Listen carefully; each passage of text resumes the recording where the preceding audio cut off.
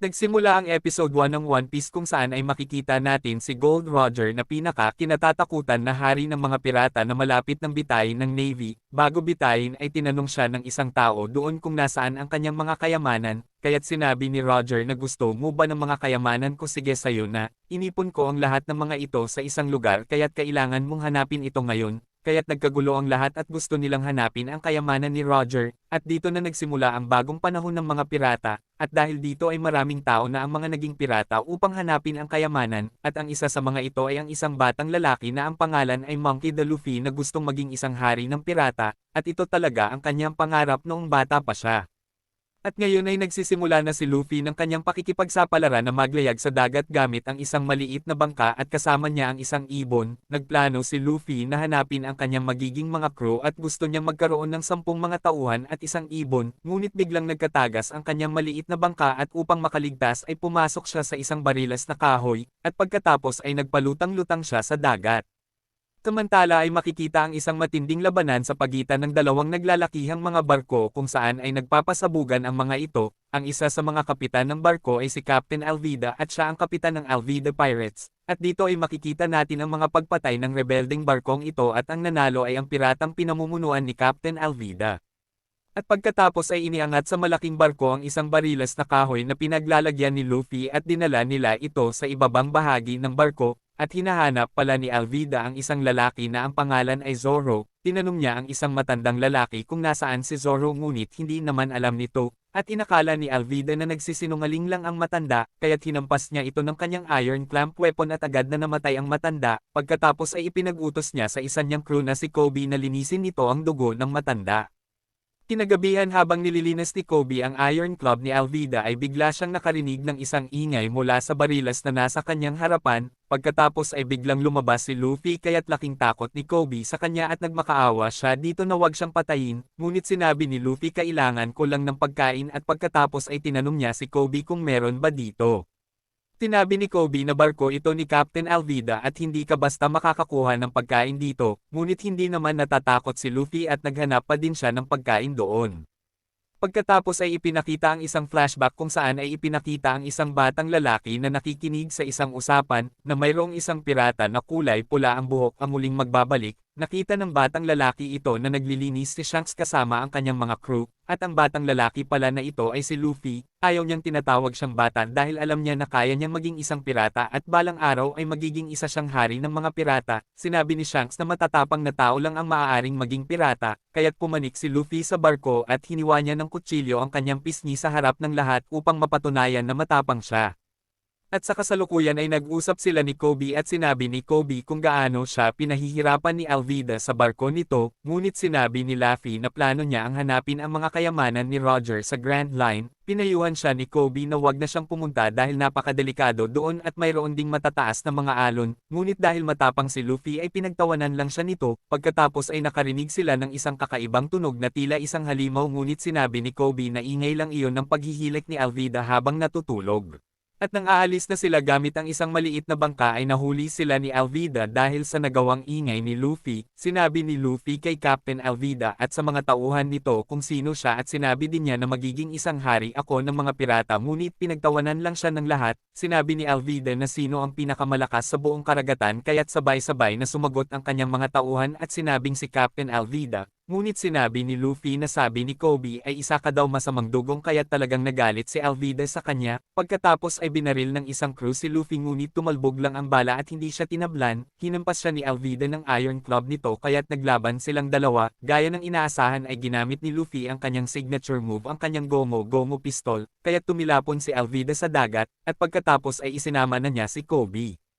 Samantala ay makikita natin si Zoro na nagsindi ng isang kandila, pagkatapos ay dumating ang isang lalaki na ang pangalan ay Mr. Seven. Sinabi nito kay Zoro na sumali siya sa kanya at maging isang member ng crew ng kanyang pirata, ngunit tumanggi si Zoro at dahil dito ay tinangkas siyang patayin nito kaya't naganap ang isang matinding paglalaban nilang dalawa, at dahil sa galing sa paghawak ng espada ay nahati ni Zoro ang katawan ni Mr. Seven.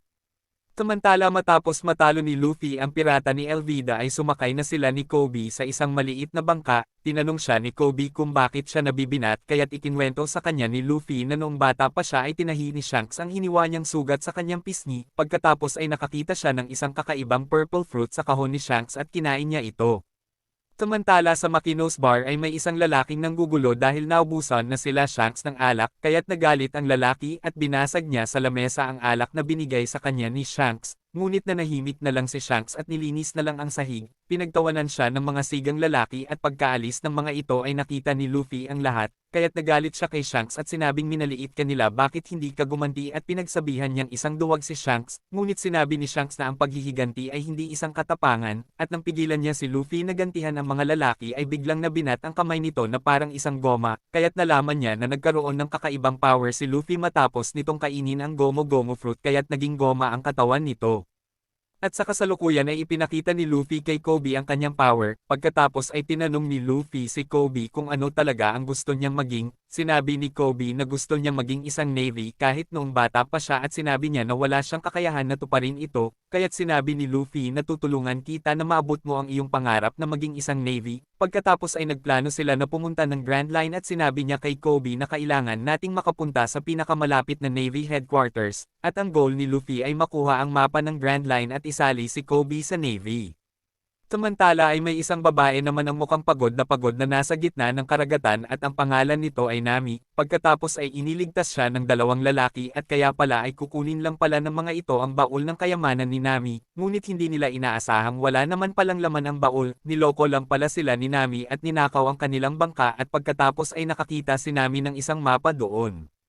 Samantala ay nakarating na sila Luffy sa Shelltown, nakakita sila ng mga poster ng mga pinakakilalang mga pirata kaya't nagtanong si Luffy kung nasaan ang kanyang poster, pagkatapos ay kumain sila sa isang malapit na restaurant at naruroon din pala sila Zoro at Nami, nilapitan ni Nami ang isang lalaking sundalo na parang may gusto siyang kunin dito. Pagkatapos ay binigyan si Zoro ng isang batang babae ng rice ball, ngunit nabunggo niya ang isang lalaki kaya't nahulog ito at tinapakan ito ng nagalit na lalaki, pinagalitan niya ang batang babae ngunit kinain ni Zoro ang rice ball na tinapakan nito, pinilit siya ni Zoro na humingi siya ng tawad sa batang babae ngunit minaliit siya ng mayabang na lalaki, at pagkatapos ay nagkaroon sila ng matinding labanan kasama ang mga tauhan ng lalaki. Samantala ay sinamantala naman ni Ami ang pagkakataon at hinila niya ang isang sundalo ng Navy upang kuhanin ang damit nito, at pagkatapos ay natalo na ni Zoro ang lahat ng mga sundalo, sinabi ng lalaki na wag mo akong patayin at ibibigay ng ama ko ang kahit anong kailangan mo, dinala siya ng lalaki sa ama nito na mayroong isang bakal na palako sa kanyang kamay at ang pangalan nito ay Captain Morgan, sinabi nito kay Zoro na maaari siyang maging isang sundalo ng kanyang Navy o itali siya sa isang poste sa loob ng 7 araw bilang kanyang parusa, ngunit pinili ni Zoro ang maitali sa isang poste kesa maging isang sundalo niya.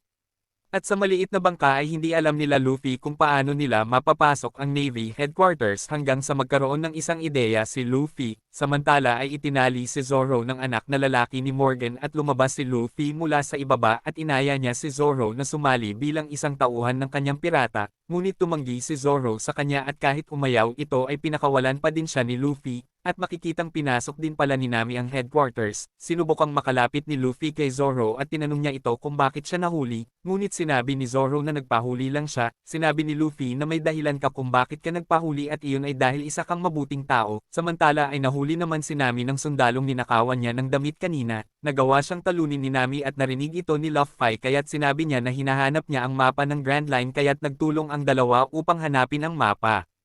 Ngunit bigla silang nahuli ni Captain Morgan at nagawa nilang makatakas dahil sinabi ni Nami na bago lang siyang recruit doon at isang bilanggo lang si Luffy, pagkatapos ay pumasok na sila sa isang kwarto kung saan nakatago ang mapa ng Grand Line, at matagumpay nilang nakuha ang isang kahon na pinaglalagyan ng mapa nito, ngunit nalaman ito ni Captain Morgan kaya't nagkaroon sila ng napakatinding labanan doon at ginamit ng kapitan ang kanyang kamay na palakol. Nagtulong-tulong sila Luffy, Zoro at Nami upang talunin si Captain Morgan kaya't nagtagumpay silang talunin ito. Ilang sandali ay nagpunta na sila sa isang barko upang simulan ang kanilang paglalakbay, ngunit sa kasamaang palad ay hindi sumama si Kobe dahil gusto niya maging isang sundalo ng Navy, at sa gitna ng karagatan ay makikita ang isang napakalaking barko ng Navy, at nakatanggap ang Vice Admiral Garp nito ng isang impormasyon tungkol sa isang grupo ng pirata na nagnakaw ng mapa ng Grand Line sa Town Shells. Nagsimula ang episode 2 kung saan ay ipinakita ang isang flashback na nagpa-practice si Luffy ng kanyang gum-gum pistol sa bar. Pinaalalahanan siya ni Makino na mag-iingat siya sa kanyang power at sinabi nito na ang bawat Devil Fruit ay may natatanging kakayahan ngunit maaaring maalis ito ng tubig dagat. Pagkatapos ay dumating si Shanks at sinabi nito na hahanapin namin ang One Piece. Sinabi ni Luffy na sasali siya sa crew ngunit tumanggi si Shanks dahil hindi na sila muling babalik kaya't nalungkot si Luffy. Sa kasalukuyan ay nabuksan na ni Nami ang locker at sinabi niya kila Luffy ang tungkol sa Grand Line, at nang makarinig sila ng isang pagsabog ay nakita nila na dumating na pala ang Marine at pinatulog sila nito ng isang pulang usok,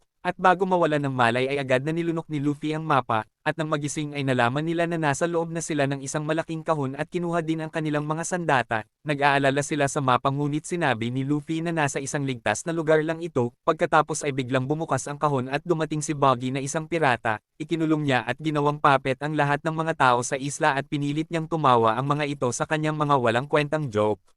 Tinanong niya si Luffy tungkol sa mapa dahil gusto din niya maging isang hari ng mga pirata at kuhanin ang Grand Line map ngunit biglang inihagis pataas ni Nami ang balanggot ni Luffy, at kinuha ni Luffy ito sa pamamagitan ng pagbinat ng napakahaba ng kanyang isang kamay. Tumakas si Nami at laking gulat niya nang makita ang pagkawasak ng isla, pagkatapos ay agad siyang kinuha pabalik ng mga tauhan ni Buggy. At dahil ayaw nilang ibigay ang mapa ay sinabi ni Buggy sa kanyang mga tauhan na ilagay sila Nami sa Green Room, at sa Shells Town ay dumating na ang Vice Admiral na si Garp na nakahuli sa hari ng mga pirata na si Gold Roger. Nagyayabang si Morgan sa kanyang kapangyarihan ngunit alam naman ni Garp kung ano ang nangyari at hinanap din niya si Kobe na kanyang pinaghihinalaan. Samantala ay itinali nila si Zoro sa isang board at iniligay nila sa hawla si Nami, ngunit nakita ni Nami ang isang stick na maaari niyang ipangbukas sa lock at naririnig din niya ang pagsigaw ni Luffy dahil tinotorture ito ni Buggy sa pamamagitan ng paghatak ng katawan nito. At kahit na nasasaktan na ay nakuha pa ding ngumiti ni Luffy, nakita ni Buggy ang kanyang balanggot at alam niya na kay Shanks ito. Magkaibigan pala si Shanks at Buggy at sinabi niyang naiinggit ito sa kanya na hindi naman totoo.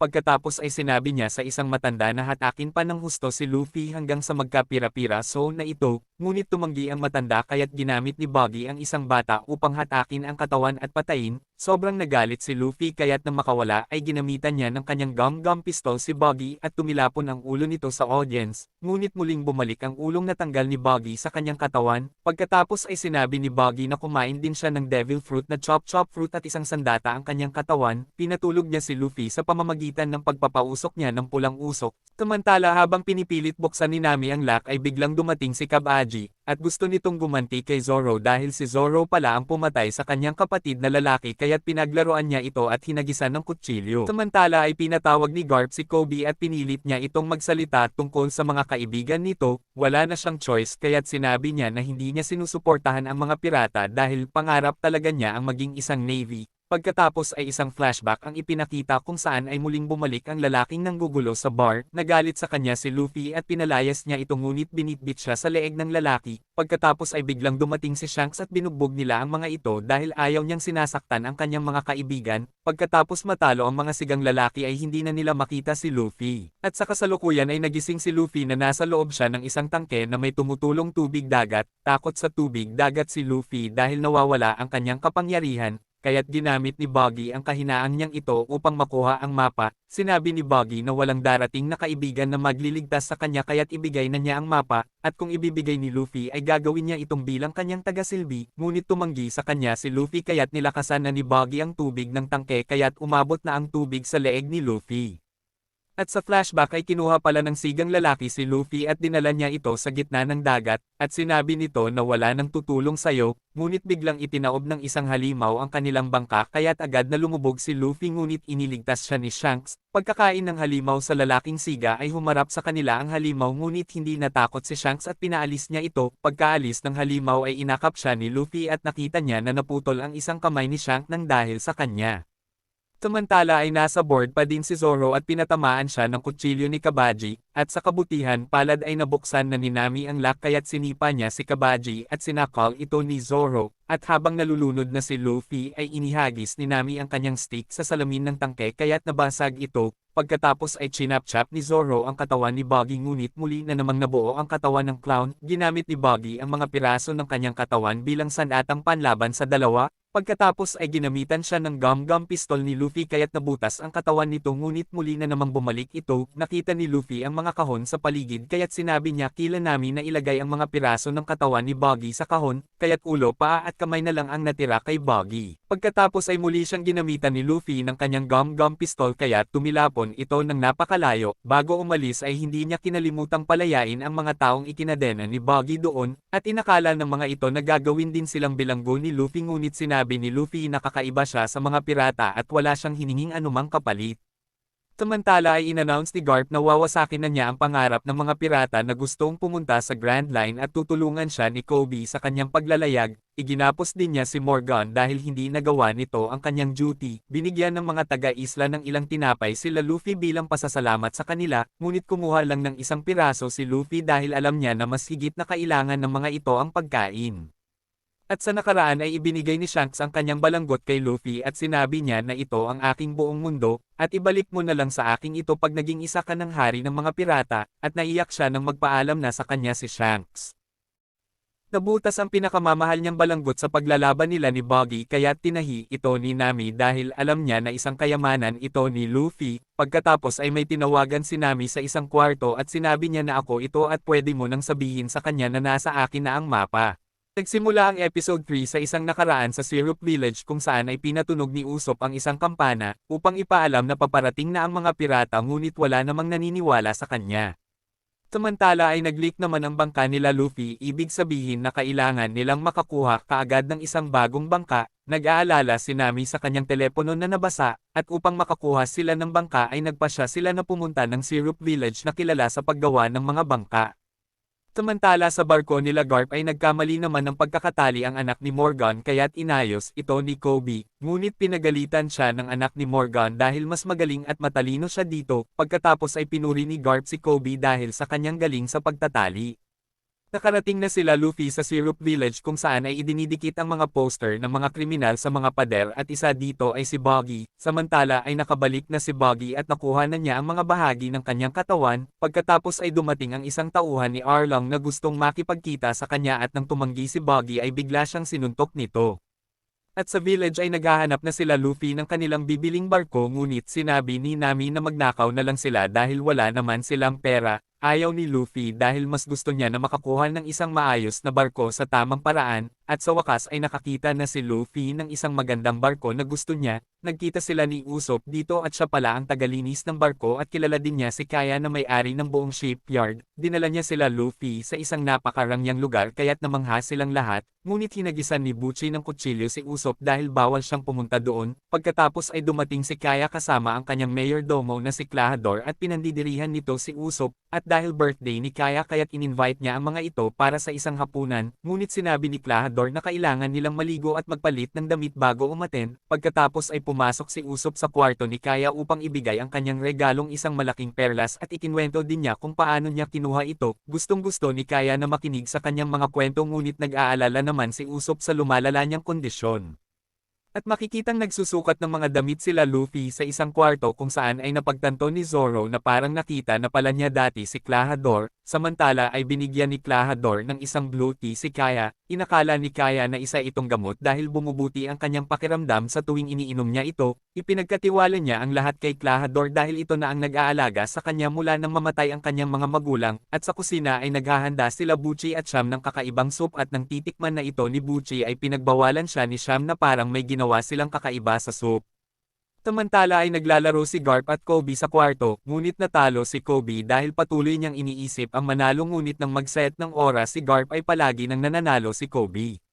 Samantala ay nag-umpisa na ang birthday party kung saan ay naging interesado si Nami kay Mary na may kinalaman sa mga ari-arian ni Kaya. Pagkatapos ay dumating na si Kaya at gusto ni Mary na pag-usapan nila ni Kaya ang paglipat ng pagmamay-ari ng shipyard, ngunit hindi sila pinayagan ni Klahadore at sinabing mag-enjoy na lang muna sila sa selebrasyon. Pagkatapos ay ibinigay na ni Butchie ang inihanda nilang soup para kay Kaya. Nakipagpustahan si Luffy kay Nami na kukumbinsihin niya si Kaya na ibigay na lang ng libre ang barko, at kung hindi papayag si Kaya ay gagawin nila ang plano ni Nami na magnakaw na lang ng barko. At sa birthday ay masayang nag-dinner ang lahat at inannounce ni Luffy na isa siyang pirata at interesado siyang bilhin ang barko ni Kaya dahil pangarap niya ang maging isang hari ng mga pirata, ngunit habang kinukumbinse niya si Kaya ay bigla silang pinalayas at sinisi ni Klahadore dahil biglang sumama ang pakiramdam nito, ngunit sinabi ni Kaya na gabi na kaya dito na kayo sa bahay magpalipas ng gabi.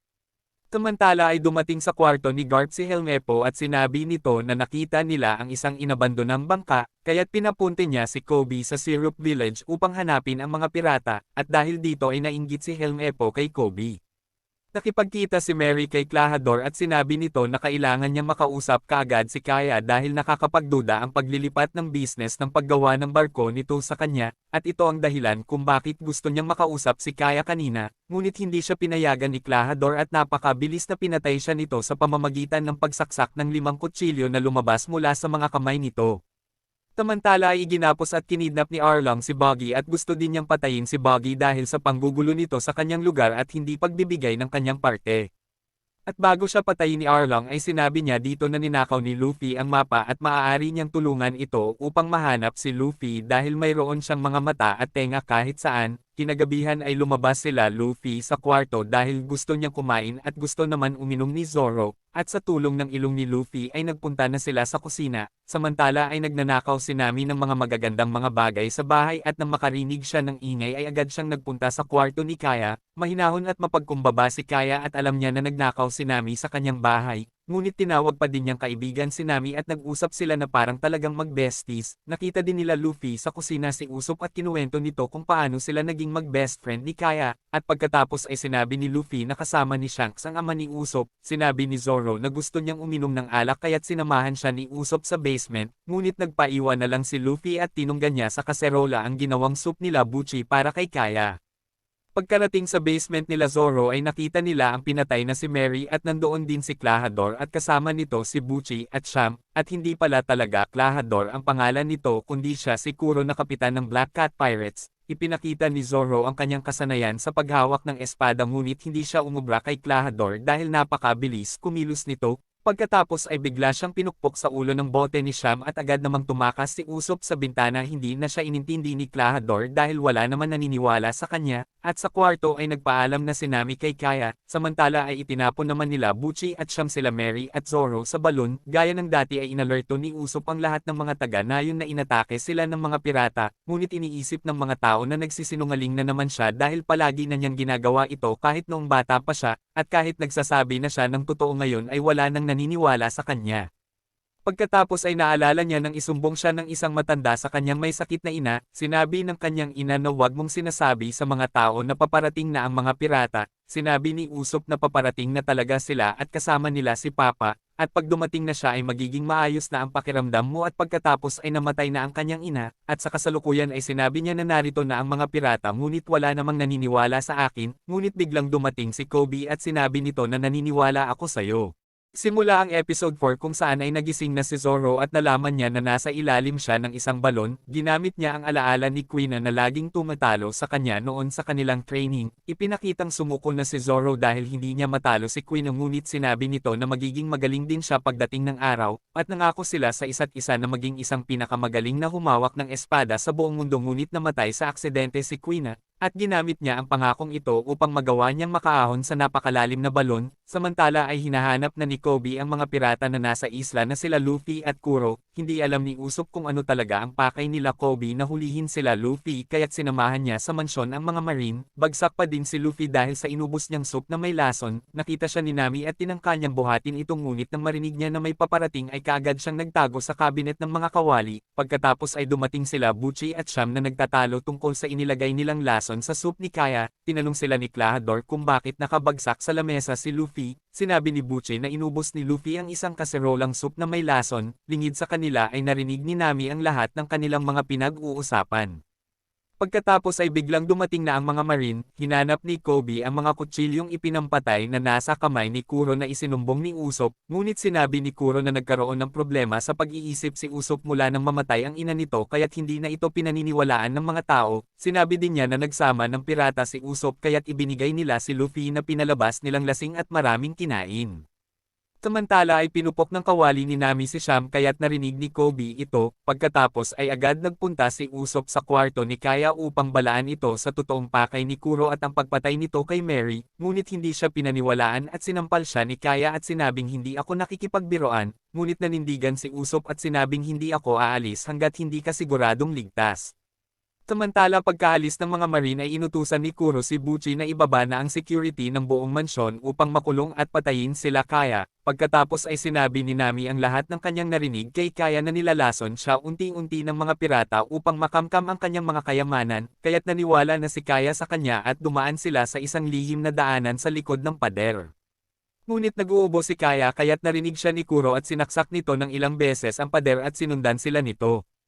Samantala ay biglang sumuka si Luffy ng napakaraming blue soap kaya't bumalik na ang kanyang malay. Sinabi niya kay Kobe na kailangan niyang bumalik dahil papatayin ni Kuro si Kaya ngunit tinutukan siya ng baril ni Helmepo upang hindi makatakas. Pagkatapos ay biglang sinuntok ni Zoro si Helmepo at umalis na sila ni Luffy. Pagkarating nila sa mansyon ay hinanap nila si Kuro, at nang mahuli ni Kuro sila Kaya at Nami ay tiniredor ni Usopp si Kuro kaya't inatake siya nito, samantala ay nakikipaglaban naman si Zoro kila Buchi at Sham. At nang papatayin na ni Kuro si Kaya ay biglang pinigilan siya ng humabang kamay ni Luffy, pinaglaruan niya si Luffy sa pamamagitan ng pagkilos nito ng mabilis at hiniwa niya ito sa dibdib, ngunit ginamitan siya ng gum-gum pistol sa pamamagitan ng ulo ni Luffy kaya tumilapon ng napakalakas si Kuro palabas ng bintana, at napabagsak na din ni Zoro si Buchi at Sham. Pagkatapos nilang matalo ang mga masasamang mga pirata ay sinabi ni Nami na kailangan nilang umalis kaagad dahil alam na ng mga Marine na naroroon sila, ngunit sinabi ni Luffy na paano tayo aalis, wala naman tayong barko, kaya't pumayag na si Kaya na ibigay na lang ng libre ang barkong gustong-gusto ni Luffy. Ipinangalan ni Luffy ito sa tapat na butler nila Kaya na si Mary bilang alaala dito. Pagkatapos ay inaya na ni Luffy si Usopp na sumakay na ng barko at sumali sa kanyang crew, ngunit hindi maiwanan ni Usopp ang kanyang kaibigan kaya't sinabi ni Kaya na kaya ko na ang sarili ko at hinalikan siya nito. Samantala ay sinabi ni Kobe kay Garp na nabigo siyang mahuli si Luffy ngunit sinabi ni Garp na nagawa mo naman ang tama ang dapat mong gawin, at palagi akong may backup plans at iyon ay ang mapalayas ang mga pirata. Naglayag na sila Luffy sa malawak na karagatan ngunit biglang may umatake sa kanila, at nang tingnan ni Luffy sa telescope ay laking gulat niya sa kanyang nakita at sinabi niyang Grandpa, at napasabi din ng Grandpa ang tatlo. Nagsimula ang episode 5 sa isang nakaraan noong isang bata pa lang si Luffy kung saan ay gumawa siya ng isang pirate ship, ngunit biglang dumating ang kanyang lolo at sinabing paano kang magiging isang marine kung nag-aaksaya ka lang ng oras dito, ayokong maging marine at isa akong pirata. Pagkatapos ay sinira na nito ang kanyang ginawang kahoy na barko, pagkatapos ay binuhat na siya ng kanyang lolo upang mag-training, at sa kasalukuyan ay inihanda na ni Luffy ang kanyang tropa ngunit hindi naman sila handa sa pakikipaglaban, at nang ilalagay na ni Usopp ang mga cannonballs ay naihulog niya ang mga ito, pagkatapos ay sinabi ng kanyang lolo na sumuko na sila ngunit pasigaw na tumanggi si Luffy kaya't galit na hinagisan sila ng kanyang lolo ng isang cannonball, pinalobo ng malaki ni Luffy ang kanyang katawan kaya tumalbog pabalik ang cannonball at tumama ito sa isang layag ng admiral ship, at nang dahil dito ay bumagal na ang barko ng kanyang lolo kaya't hindi na sila nahabol ng mga ito at pagkatapos ay nawala na sila sa isang napakakapal na hamog sa dagat. Nakabutihang palad ay malakas ang pangamoy ni Luffy pagdating sa mga pagkain, at naaamoy niya ang butter at toyo na parang may nagluluto sa di kalayuan kaya't nag-navigate sila sa kabila ng mga hamog, kung saan ay napunta sila sa Barati na isang magandang barko na ginawang isang restaurant.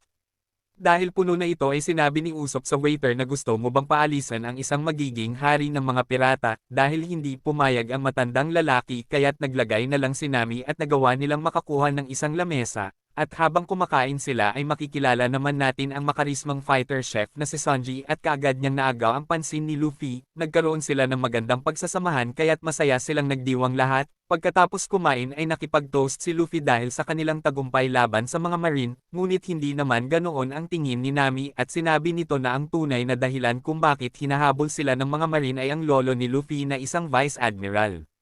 Samantala ay tinawagan ng Vice Admiral si Mihawk upang tugisin si Luffy at dalhin sa kanya ito ng buhay sa anumang paraan. Tinawagan niya ang lalaki sa gitna ng isang malaking paglalaban, dahil ito ay isang Lord of the Sea kaya't nakakagulat ang kanyang kakaibang galing. Hinati niya ang isang malaking barko gamit ang kanyang malaking espada at hinati din niya ang bala ng kapitan at pinatay. Pagkatapos ay ipinakitang narinig ni Kobe ang lahat ng sinabi ng Vice Admiral kay Mihawk. At sa barati ay pinirmahan na ni Luffy ang kanilang bill na ibinigay ni Sanji, na nangangakong babayaran niya ito ng buong buo at may interes pa kapag naging isa na siyang hari ng mga pirata, kaya't nagalit sa kanya ang head chef na si Zeff at sa halip ay pinaghugas siya nito ng mga pinggan hanggang sa tuluyang mabayaran niya ang utang. Habang nasa kusina ay tinikman ni Luffy ang pagkaing niluto ni Sanji at nasarapan siya dito, kaya't sinabi niya na hanga siya sa nilutong pagkain nito, at nalaman niya na ang pangarap ni Sanji ay mahanap ang All Blue na isang hindi kilalang lugar na may mga bihirang pampalasa, damong dagat at isda na hindi pa natitikman. Gusto niyang lutuin ang mga ito at maging kilala sa buong mundo ngunit sa ngayon ay tila imposible. Gayunpaman ay sinabi ni Luffy sa kanya na huwag siyang sumuko sa kanyang pangarap. Pagkatapos ay biglang dumating ang isang gutom na pirata, pumayag si Sanji na pakainin siya at iligtas ang kanyang buhay, kaya't nalaman ni Luffy na isang mabuting tao si Sanji at inalok niya ito na maging kanyang crew ngunit tumanggi si Sanji dahil may trabaho na siya. Nang marinig ng pirata na hinahanap ni Luffy ang One Piece ay binalaan niya ito na sa 50 barko at 5,000 mga tao ay siya lang ang nakaligtas sa paglalayag nila sa Grand Line.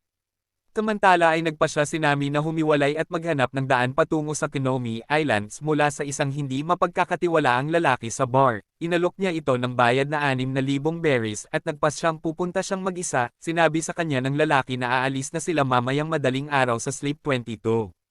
Pero bago siya umalis ay nagpahulaan sila ni Zoro na kung sino makakahula ng kanilang mga buhay ay siyang iinom ng alak, at nang magpakita si Mihawk ng gabing iyon upang hanapin sa kanila si Luffy ay hinamon siya ni Zoro sa isang tunggalian hanggang mamatay bukas ng madaling araw, kaya't laking gulat nila Nami at Usopp at agad nilang ipinaalam ito kay Luffy. Dahil si Mihawk ay isang warlord ng dagat ay nag-aalala si Nami na mapapatay nito si Zoro, dahil nangako si Zoro na maging greatest swordsman kay Queen noon kaya't gusto niyang tuparin ang pangarap na iyon. Napagtanto ni Luffy na hindi niya kayang hadlangan ang pangarap ni Zoro kaya't hinayaan niya itong makipaglaban. Sinabi ni Zoro kay Nami na bakit ka ba nakikialam kaya't sinabi ni Nami na kaibigan mo ako, ngunit sinabi ni Zoro na wala siyang kaibigan na kagaya mo lang din. Pagsapit ng madaling araw ay nagpunta na si Nami sa pantalan at matagal na nag-iisip kung tutuloy pa ba siya. Samantala ay nagpakita na si Zoro upang labanan si Mihawk, gamit ang napakaliit na espada ay hindi niya magawang tapatan ang kakaibang galing ni Mihawk. Patuloy silang naglaban ng kanilang galing sa paghawak ng espada, ngunit nasaksak siya ni Mihawk sa dibdib. Sinabi nito na bakit hindi ka pa umaatras kaya't sinabi ni Zoro na hindi ko kayang tuluyang mawala ang pangarap ko. Pinahalagahan ni Mihawk ang katapangan ni Zoro at nagpasya na ilabas ang kanyang pinakamahusay na espada para dito. Makikitang ginawang tila elesin na ni Zoro ang kanyang 3 espada ngunit nasira pa din ni Mihawk ang kanyang 2 espada. At nang matalo na siya ni Mihawk ay pinayagan niya itong laslasin siya sa kanyang dibdib at itumba siya kaya't laking gulat nila Luffy nang makita nilang bumagsak si Zoro. Pagkatapos ay sinabi ni Mihawk ano ang layunin mo Luffy kaya't sinabi ni Luffy na magiging isa akong hari ng mga pirata. Pagkatapos ay sinabi niya kay Zoro na masyado pang maaga para mamatay ka, magpalakas ka at hanapin mo ako at hihintayin kita. At pagkatapos ay umalis na ito, habang nakabagsak sa sahig ay sinabi ni Zoro na hindi na siyang muling magpapatalo at magiging isa siyang greatest swordman in the world. Nagsimula ang episode 6 nang dali nila Luffy si Zoro sa kusina, wala pa ding itong malay at maraming dugo na ang nawala. Sinabi ni Nami na maghanap si Luffy ng kahit na sinong tao na maaaring makatulong kay Zoro. Agad na sinabi ni Luffy kila Zeff at Sanji ang malalang kalagayan ni Zoro kaya tumulong na sila sa grupo. Hindi sila mga doktor ngunit maaari nilang gamitin ang kanilang kasanayan sa pagluluto upang mapagaling ang sugat. Gumamit si Zeff ng balat ng isda upang matakpan ang mahabang sugat sa dibdib ni Zoro. Sinabi ni Zeff na ito ay isang old trick na makakatulong sa pagpapagaling ng mga sugat ng mas mabilis. Sinabi din niya na kausapin at kwentuhan si Zoro at bantayan palagi. Samantala ay nagpunta si Mihawk sa Vice Admiral at hindi masaya si Garp na pinakawalan niya si Luffy. Sinabi ni Mihawk na hindi siya nagtatrabaho kan-inuman, At sinabi din niya na kawili-wili ang karakter ni Luffy at gusto din niyang makita na makarating ito sa Grand Line at makita kung ano pa ang mangyayari. Pagkaalis ni Mihawk ay galit na galit si Garp sa kanyang pagkabigo kaya't isinabog niya ang mga papeles sa kanyang kwarto. Pagkatapos ay kinausap siya ni Kobe at iminungkahi nito na hayaan na lang niya na gawin ang pangarap ng kanyang apo, pero ano pa kaya ang mas malalang mangyayari. Habang walang malay si Zoro ay naniniwala si Luffy na magkakamalay ito ngunit hindi naman nakakasiguro sila Sanji at Usopp. Pagkatapos ay ikinwento ni Sanji kung paano sila nagkakilala ni Zeff at kung paano siya naging pirata, ipinakita ang isang nakaraan pagkalipas ng 9 na taon, si Zeff ay isang nakakatakot na pirata noon ngunit si Sanji naman ay isang batang lalaki lang na nagluluto sa kusina na mayroong pangarap na mahanap ang Old Blue. Nang magpakita si Zeff ay bigla silang inilubog ng napakalakas na bagyo kaya nalunod ang lahat at silang dalawa lang ang nakaligtas, nagtigisa sila ng bag ng pagkain at sinabi ni Zeff na magbantay si Sanji ng dadaan na barko at pagkatapos ay pinaalis na siya nito, napunta sila sa isang malaking bato na hugis kabute, lumipas ang araw at gabi at unti-unting kinain ni Sanji ang kanyang mga pagkain sa bag, kinagabihan habang umuulan ay dumaan ang isang barko kaya't nagsisigaw si Sanji ngunit hindi naman siya narinig nito, at sa ika-30 araw ay isang tinapay na lang natitira niyang pagkain at makikitang naubos na din ito kinagabihan. At sa ika-70 days ay talagang nakaranas na siya ng sobrang gutom at panghihina kaya't kinuha niya ang kutsilyo at nagpasya na siyang kunin ang pagkain kay Zeff upang hindi siya mamatay, ngunit wala pala talagang lamang pagkain ang bag ni Zeff at kayamanan lang ang laman nito, ibinigay niya ang lahat ng pagkain kay Sanji at kinain na lang niya ang sarili niyang paa upang mabuhay dahil mamamatay na siya doon kaya't mas minabuti niyang si Sanji ang mabuhay upang maipagpatuloy nito ang pangarap na mahanap ang Old Blue, at hinahanap din pala niya ito sa kanyang buong buhay at pareho sila ng pangarap ng bata. Pagkatapos ng 85 araw ay nakita na sila at nailigtas, at sa kasalukuyan ay nagpunta si Arlong sa Barati at humingi ng pagkain, at pinagbantaan niya si Zeff na papatayin ang ibang mga customer kung hindi niya maibibigay si Luffy, kaya't nagmadali si Nami na sabihin ito kay Luffy at sinabi niya dito na kailangan nilang tumakas dahil hinahanap siya ni Arlong, ngunit tumanggi si Luffy at gusto niyang labanan ito upang maipagtanggol ang Barati. Ilang sandali ay nagpakita si Luffy at hinarap na niya si Arlong, pagkatapos ay ipinakita nito na dala niya ang ulo ni Buggy kung saan ay bumalik ang tenga nito na nanggaling sa balanggot ni Luffy, ibig sabihin na narinig nito ang lahat at alam nito na nakay Luffy ang mapa ng Grand Line. Ipinababalik ni Arlong ang mapang ninakaw ni Luffy ngunit sinabi ni Luffy na kailangan mo munang labanan ako para makuha mo ito, pagkatapos ay biglang binaril ni Zeff si Arlong, kaya't inatake siya ng tauhan nito, nang makitang nasaktan si Zeff ay nilabanan ni Sanji ang mga tauhan ni Arlong, pagkatapos ay ginamitan na ng gum-gum pistol ni Luffy si Arlong, ngunit nahawakan nito ang kanyang kamay at hinatak siya nito at inihagis. Pagkatapos ay matindi na silang naglaban ni Arlong hanggang sa makarating na sila sa pantalan, ngunit ilang sandali ay talagang sinadyang dalin ni Nami ang mapa ng Grand Line kay Arlong at lumalabas na palagi pala niya itong nakakausap, at sumali lang pala ito sa crew ni Luffy upang manakaw ang mapa para kay Arlong, ibig sabihin na kumikilos siya ng palihim sa mahabang panahon, pagkatapos ay pinigilan niya na patayin ni Arlong si Luffy at sinabing hayaan na ni Arlong na dagat na lang ang pumatay kay Luffy. Kaya't inihagis na ni Arlong si Luffy sa dagat at pagkatapos ay umalis na sila ni Nami. Ngunit biglang tumalon si Sanji sa tubig upang mailigtas si Luffy. Pagkatapos ay nag-away sila Zeff at Sanji kaya't sinabi ni Sanji na sasama na lang siya bilang isang crew kila Luffy. Nagsimula ng mapanghinaan ng loob si Luffy dahil halos lahat ay nawala na sa kanya, at pagkatapos ay bumulong siya sa kanyang sarili at sinabing gumising ka na Zoro dahil kailangan kita, pagkatapos ay biglang nagsalita si Zoro kaya tuwang-tuwa si Luffy dahil buhay ito, nangako si Zoro na mananatili siya sa tabi ni Luffy anuman ang mangyari at naniniwala siya na isang tunay na kapitan ng dagat si Luffy, gustong-gusto din niyang mahanap ang One Piece kasama si Luffy. Pagkatapos ay sumang-ayon silang lahat na hanapin at sundan si Nami, kinabukasan ay naghanda na sila upang maglayag at biglang sinabi ni Sanji kay Luffy na baka kailangan yun ng tagaluto, kaya tuwang-tuwa si Luffy dahil sumama na sa kanila si Sanji. Habang papaalis ang barko nila Luffy ay naroon din si Zeff upang magpaalam kay Sanji na may luha sa kanyang mga mata. Tinawag ni Zeff si Sanji at sinabi niya na dito na panatilihing nitong tuyo ang kanyang mga paa. Umiiyak si Sanji at sinabing Zeff utang ko sayo ang aking buhay, at hindi kita malilimutan kahit kailan at maraming salamat sa pagtitiis mo sa akin, at pagkatapos ay nag-iyakan silang dalawa habang nagpapaalam sa isa't isa.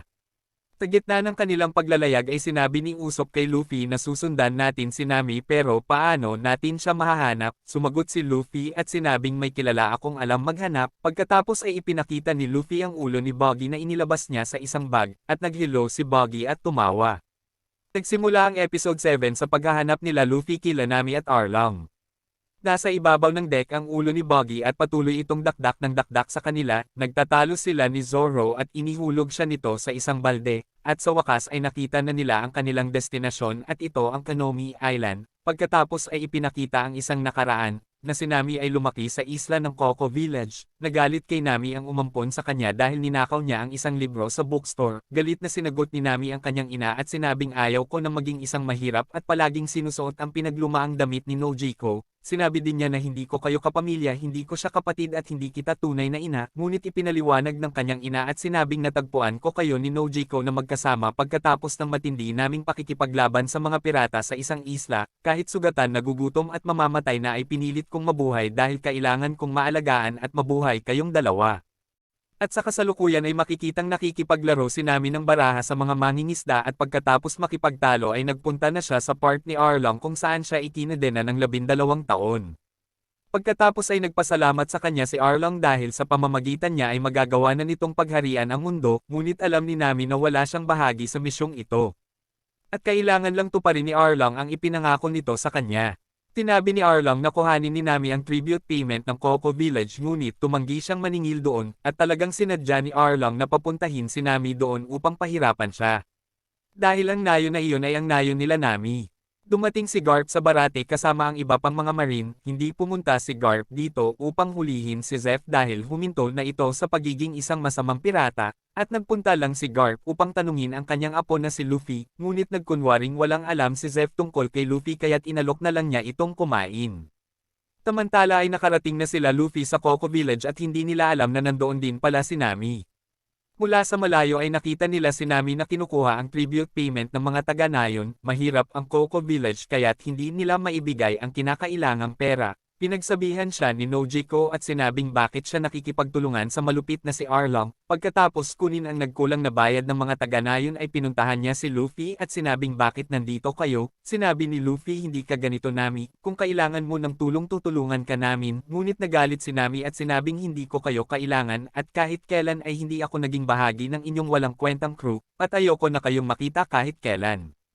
Gayunpaman ay kitang-kita sa kanyang mukha na masakit sa kanya na sabihin ito kila Luffy, nawalan na ng pag-asa sila Zoro at Usopp kay Nami ngunit alam nila Luffy at Sanji na parang may itinatago ito, upang malaman ang tunay na dahilan ay kinausap ni Luffy si Officer Genzo, ang tumanggap ng libro mula kay Nami noon.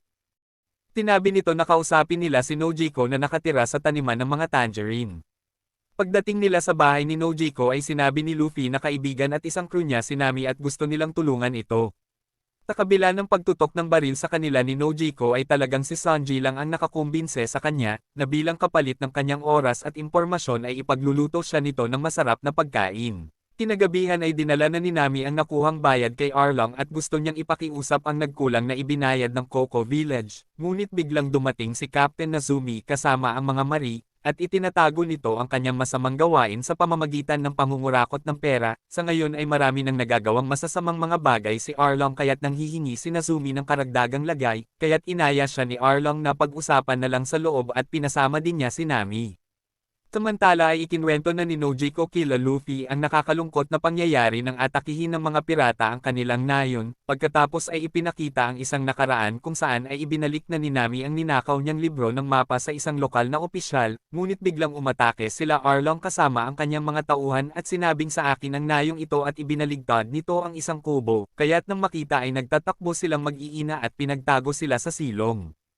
Ngunit sa kasamaang palad ay nahanap sila ni Arlong at binuksan nito ang pinto, humingi ito ng tribute payment sa kanilang ina na 100,000 berries kada tao, nang dahil sa 3 plato ay nalaman ng mga ito na 3 pala sila doon.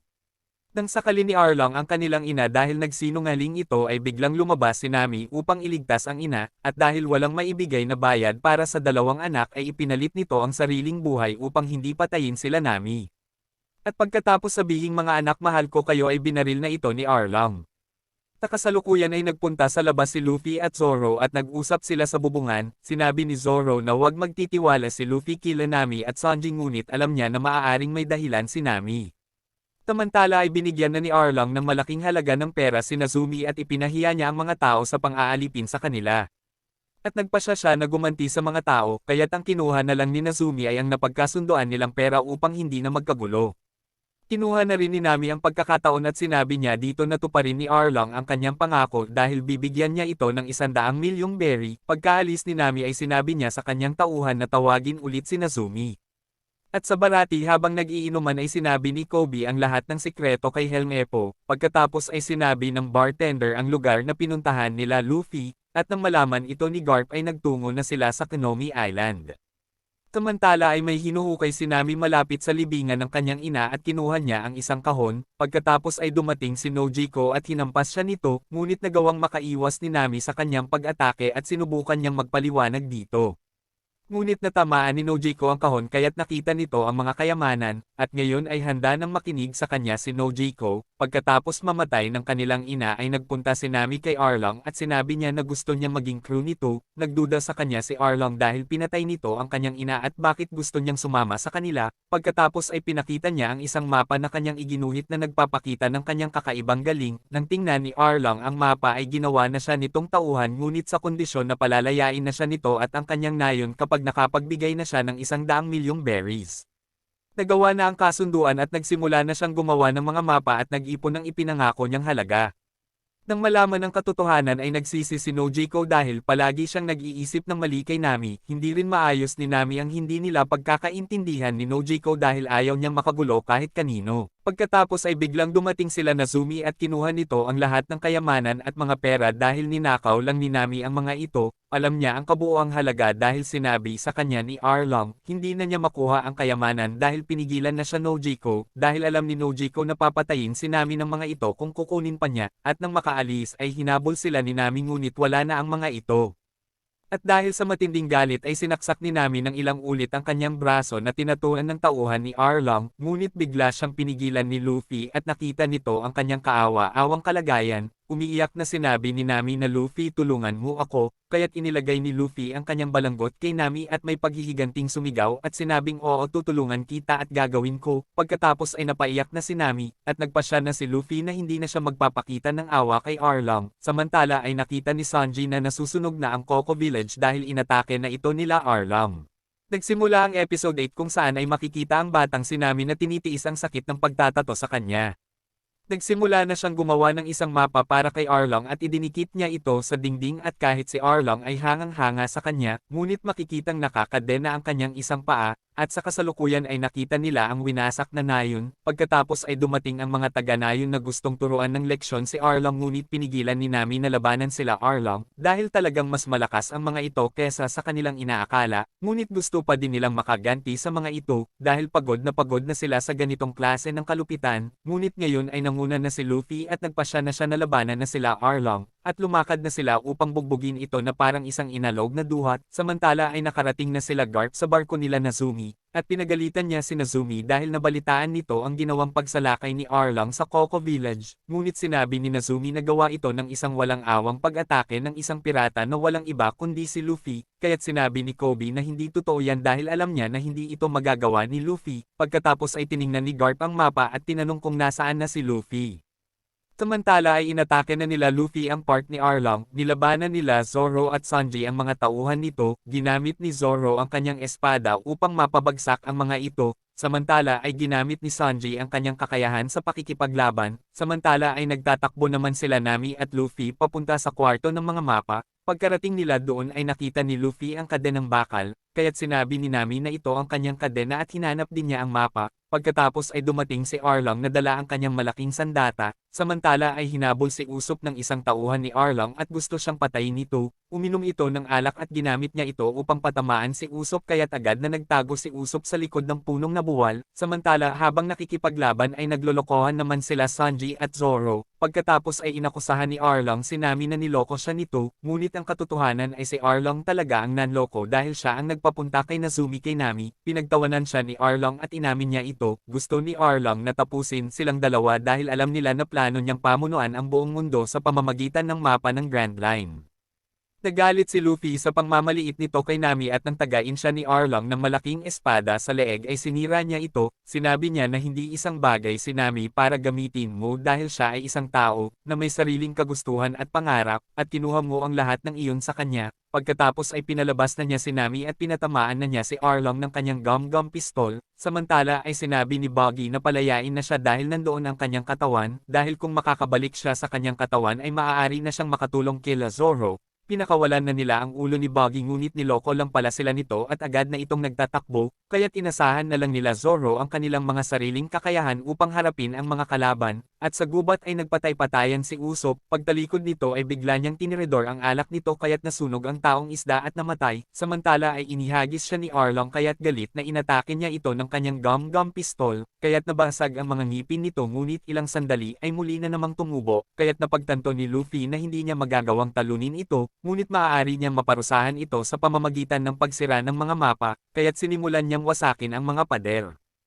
Pagkatapos ay sinabi ng karate man na baliw si Nami dahil naniniwala siya sa mga mahihinang katulad nyo, kaya't nang dahil sa galit ay tinadyakan siya ni Sanji ng napakalakas, at pagkatapos ay nagsama-sama na silang lahat at umaasa sila na sana ay okay lang si Luffy. Samantala matapos gum-gum gat lang ni Luffy si Arlong ay sinundan niya ulit ito ng gum-gum battle axe kaya't dahil sa lakas ng kanyang pagkakasipa ay lumubog sa lupa si Arlong at gumuho ang gusali.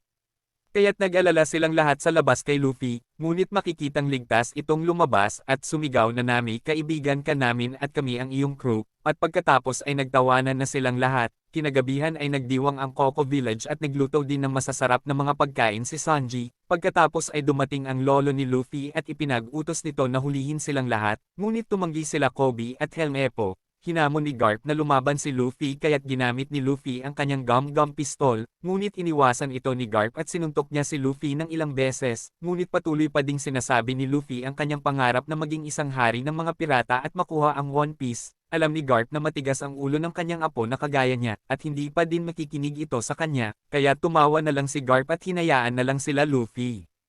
Ngunit hinikayat pa din ni Nazumi si Garp na hulihin si Luffy ngunit bigla siyang hinampas sa ulo ni Nami kaya't bumagsak ito, at sa sumunod na eksena ay makikita natin si Nami sa puntod ng kanyang ina, sinabi niya na mama nagawa ko na, malaya na ako, pagkatapos ay dumating si Nojiko at sinabi nito na manatili na lang siya sa nayon, ngunit sinabi ni Nami na kailangan niyang umalis, samantala ay dumating si Kobe upang dalhin ang poster ni Luffy nang may malaking pabuya sa kanyang ulo, dahil sa tuwa ay inakap niya si Kobe dahil gusto talaga niya ang maging isang wanted, at pagkatapos ay ipinakita niya ito kila Nami. Alam ng lahat na dahil dito ay hahabulin na sila ng mga pirata, at kailangan nilang maging maingat, dahil nasa panganib na ang kanilang mga buhay. Ngunit hindi naman ito sineryoso ni Luffy dahil pupunta sila ng Grand Line kung saan ay matutupad na ang kanyang pangarap, nakita ng lahat ang poster at natuwa silang lahat dito. Proud sila Zeph Makino at Kaya dahil nakamit na ni Luffy ang maging isang pirata, naging team din si Buggy at Alvida upang hulihin siya, natuwa din si Garp nang makita ang poster, pagkatapos ay dumating sila Kobe at Helmepo para sa kanilang kaparusahan dahil sa kanilang ginawa, ngunit mas minabuti na lang ni Garp na bigyan sila ng training, samantala ay nagpapahinga naman sila Shanks at ang kanyang mga kasamahan nang dumating si Mihawk at ipinakita nito ang poster ni Luffy. Kaya't nang makita ay tuwang-tuwa silang lahat at sinabi niya sa kanyang crew na umorder pa ng mga alak dahil gusto nilang ipagdiwang ang kanilang tagumpay. At sa barko ng merry-going ay nagtanim sila ng mga tangerine upang hindi ma-miss ni Nami ang kanilang nayon. Naghanda din sila ng isang sorpresa kay Luffy kung saan ay nilagay nila ang poster nito sa layag ng barko, kaya't walang mapaglagyan ng tuwa si Luffy matapos niya makita iyon, at pagkatapos ay ipinatong na nila isa-isa ang kanilang mga paa sa bariles at sinabi ang kanilang mga pangarap, at nagtungo na sila sa Grand Line na kanyang pangarap, at dahil dito ay handa nang mamatay ang kanyang crew dahil sila ay tunay na mga magkakaibigan. At dito na po nagtatapos ang episode 8, ang pinakahuling episode ng season 1 ng One Piece. Kita-kits ulit tayo mga lods sa season 2. Huwag mo po kalimutang mag-subscribe, mag-like at i-click ang notification bell para updated ka sa susunod na magagandang mga Tagalog movie recap.